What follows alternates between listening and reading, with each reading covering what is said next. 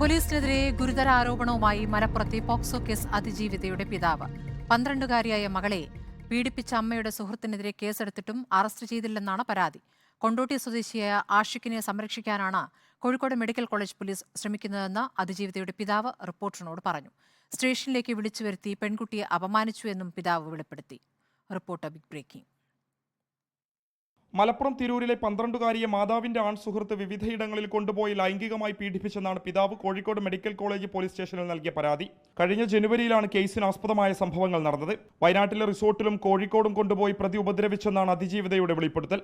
സംഭവം മാതാവിനെ അറിയിച്ചപ്പോൾ പുറത്തു പറയരുതെന്ന് ഭീഷണിപ്പെടുത്തി.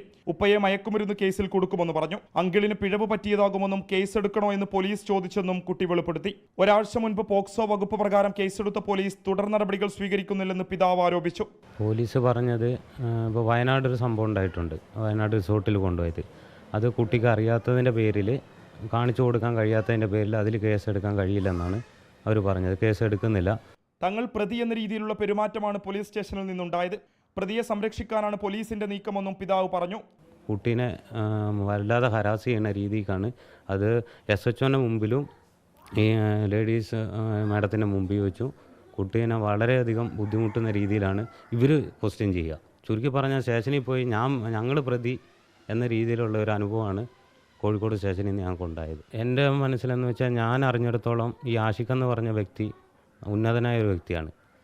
അപ്പം ഒന്നുകിൽ അയാൾ പണം കൊടുത്ത് സ്വാധീനിച്ചിട്ടുണ്ടാവും, ഇല്ലെങ്കിൽ അയാളുടെ ബന്ധങ്ങൾ അവിടെ ഉപയോഗിച്ചിട്ടുണ്ടാവും. അതേസമയം ആരോപണങ്ങൾ കോഴിക്കോട് മെഡിക്കൽ കോളേജ് പോലീസ് നിഷേധിച്ചു. കേസിൽ അന്വേഷണം പുരോഗമിക്കുകയാണെന്ന് പോലീസ് വ്യക്തമാക്കി.